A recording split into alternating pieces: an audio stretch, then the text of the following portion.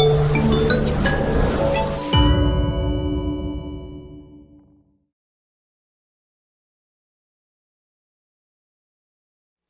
pessoal, tudo bem? Na aula de hoje a gente vai falar um pouquinho sobre a última civilização das civilizações antigas, que é Roma.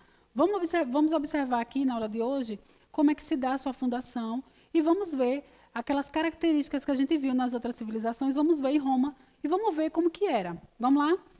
Vamos lá, formação de Roma. Nós temos aí duas características para essa formação. A primeira característica ela está relacionada com povos que chegaram naquela região da Península Itálica, formando-se em tribos. E quando eu falo de formação em tribos, eu estou falando que o mais velho, o homem mais velho, ele vai estar ali liderando toda essa tribo. Então, nós temos aí etruscos, latinos e sabinos. Essa é uma versão. A outra versão é a explicação mitológica. Percebam que o mito ele não fica concentrado só na Grécia, ele expande para outras regiões, para outras civilizações. Explicação mitológica, acompanha aí. Sílvia, filha do rei Amúlio, foi seduzida por Deus Marte. Engravidando, concebeu Rômulo e Remo. A fim de acabar com essa linhagem, o seu tio ordenou que os meninos fossem jogados no rio, porém eles sobreviveram e, resgatados por uma loba, foram amamentados. Então, nós temos duas explicações aí para a origem de Roma. Uma que está relacionada com a formação aí do povo. Povos invadiram a região da Península Itálica e formaram Roma a partir de tribos, e nós temos a explicação mitológica aí para os meninos aí Rômulo e Remo, que foram amamentados por uma loba, e tempos depois eles foram resgatados aí por uma pessoa que cuidou deles durante toda a sua vida, certo? Vamos observar aí outros elementos, integração de povos dominados, como é que Roma fazia quando conquistava novas porções de terra. Porque se eu conquisto novas terras, porções territoriais, eu vou ter também, por consequência, um grande número de pessoas. E como é que eu vou dominá-las? Vamos lá, pela língua.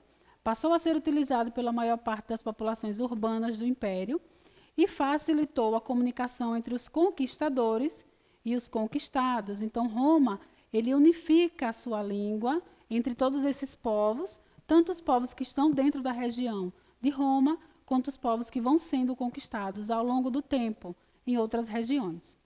Rede de estradas facilitava o contato entre todo o império e ligava sua capital. Todas as estradas vão dar a Roma. Pessoal, lembram dos persas? Os persas também trabalhavam nessa mesma perspectiva de abertura para a rede de estradas, para que pudesse facilitar o contato, a comunicação, e para que pudesse ser feito um controle também, para que fosse possível chegar a outras regiões mais distantes. Então, isso aqui nós vamos ver também nos persas. Está repetindo aí em Roma. Construções de obras públicas. Construíram-se templos, aquedutos, termas, teatros, o que aproximou o modo de vida das populações e dos hábitos romanos. Vocês percebam que as construções dessas obras, elas acontecem em todas as civilizações. A gente vai ver no Egito, a gente vai ver na Grécia e em outras mais, certo? Outro legado que é deixado aí pelos romanos é o direito. Todas as populações do império ficaram sujeitas às leis romanas. Ou seja, não é todo mundo que vai querer lá fazer o que quer, não. Vai ter lei, todo mundo vai precisar seguir todas as sanções, todas as leis que serão impostas por Roma. Próximo ponto, organização política e administrativa. Instalação nas zonas conquistadas, instituições administrativas semelhantes às de Roma, município e colônias. Então, nós vamos ter instalações políticas e administrativas em todo o reino. Extensão do direito e da cidadania. Foi concedido para dar aos habitantes do império os mesmos direitos dos cidadãos romanos. Isso vai acontecer, mas vai acontecer um pouquinho mais na frente, ok? E aí nós temos a nossa sociedade romana, dividida entre patrícios, sempre lá na camada lá em cima, clientes, plebeus e os escravos. Percebam que os escravos sempre, em todas as civilizações, vão compor a base da pirâmide, vão sustentar todas as outras sociedades nesse contexto aqui. Patrícios vão estar lá em cima. E quem seriam os patrícios?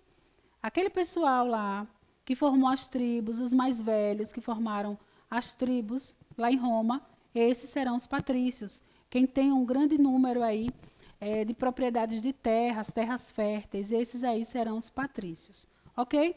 No Senado, nós vamos ter um conselho político que os patrícios, olha lá de novo, os mais velhos formavam, e serão formados de apenas por homens. Então, nós já vamos começar a ver aí restrições para os outros grupos, para as mulheres e para os outros grupos também. A história política romana ela vai ser dividida aqui em 3 partes. A monarquia, nós vamos ter o rei aí como líder. A república, que é um novo modelo administrativo, governo exercido por várias pessoas, cada uma com uma função específica. E nós vamos ter o império, vai ser a cidade que se torna mais importante da região. No império, a gente pode denominar aí os triunviratos. Serão sequências de reis que vão vigorar nesse período aí imperial, e Júlio César está incluso nesse processo. Joia? Observem esse mapa aqui, sempre eu mostro para vocês esses mapas, porque eles mostram o expansionismo daquela determinada civilização.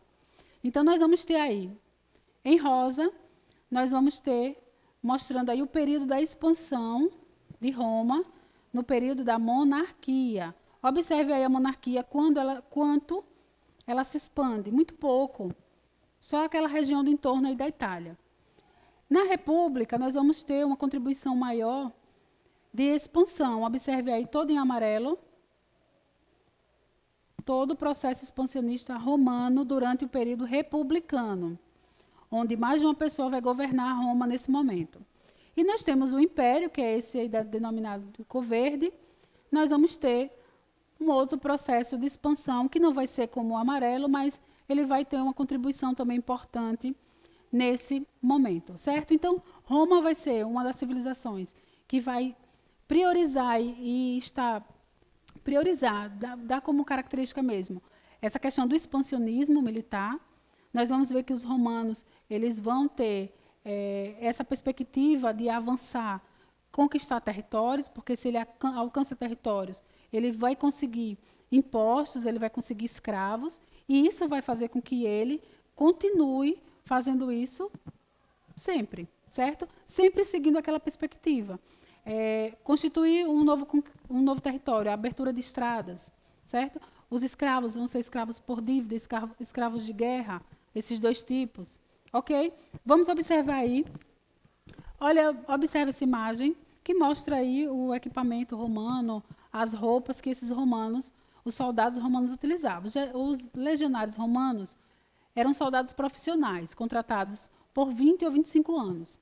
Preparavam-se rigorosamente para combater e possuíam um equipamento próprio, constituído por couraça, uma armadura, um capacete, o dardo pesado, o gládio, a espada curta e o escudo, chamado de escudo, e as grevas, uma proteção para as pernas. Então, o soldado romano ele não era qualquer soldado, ele estava preparado nas suas vestimentas, nos seus acessórios, para adentrar um determinado império. Isso mostra aquele mapa que eu mostrei anteriormente, mostrando a expansão.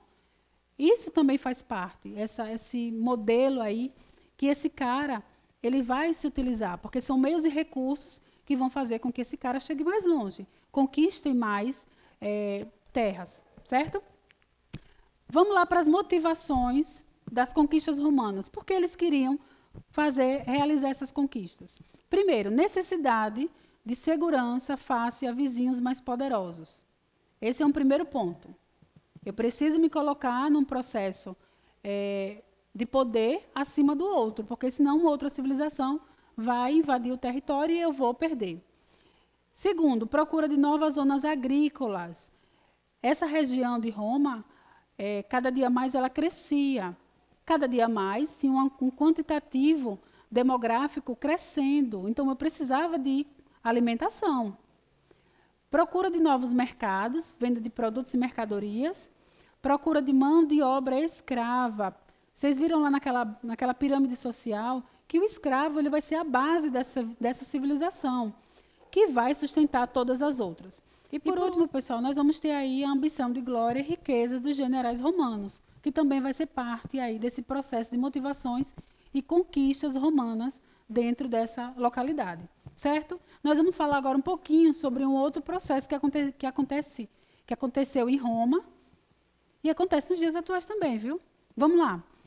Política do pão e do circo.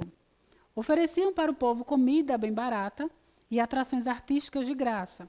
O povo podia ir no teatro, arenas e entretenimento, assistir à luta entre gladiadores de graça. E aí eu pergunto a vocês, será que dá comida e circo para o povo esquecer os principais problemas? Está certo? O que nesse momento Roma ele está colocando?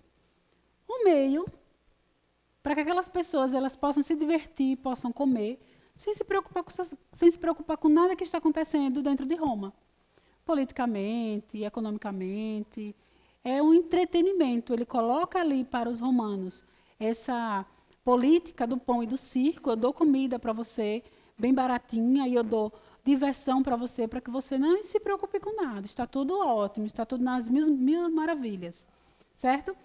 Nos dias atuais, nós temos sim essa política ainda do pão, do pão e do circo, em determinadas cidades, localidades, onde aquele político ele acaba colocando o entretenimento, colocando outras circunstâncias para que aquela população ela não desperte, certo? Vamos lá. E aí nós temos a arena, o Coliseu, onde as pessoas iam assistir às lutas dos gladiadores. Joia? E aí nós vamos finalizar com essa questão aqui, que diz assim: a figura apresentada de um mosaico produzido por volta do ano 300 depois de Cristo, encontrado na cidade de Lode, atual Estado de Israel, nela encontram-se elementos que representam uma característica política dos romanos em que período? Pessoal, vejam bem, ele mostra a imagem e diante da imagem ele diz assim: há elementos nessa imagem que caracteriza uma política romana. Ele já afirmou isso. Só que ele quer saber qual foi o período romano que isso aconteceu. E aí nós temos vários animais aqui, ó. Elefante, leão, leopardo, girafa, vários animais. Qual alternativa vocês acreditam que é a alternativa correta? Letra A, cruzadismo, conquista da Terra Santa. Letra B, patriotismo, exaltação da cultura local. Letra C, helenismo, apropriação da estética grega. Letra D, imperialismo, selvageria dos povos dominados. Ou letra E, expansionismo, diversidade dos territórios conquistados. Qual alternativa expressa melhor o que a gente falou na aula de hoje? Vamos lá? Alternativa correta. Alternativa E, expansionismo, diversidade dos territórios conquistados. Pessoal, quando ele coloca essa imagem e coloca vários animais, ele está demonstrando que esses animais foram de regiões que foram conquistadas através do expansionismo romano. Joia? Então, alternativa correta, letra E. E aí, vamos finalizar a aula de hoje com a atividade do livro na página 37. Bons estudos. Tchau, tchau. Até a próxima aula.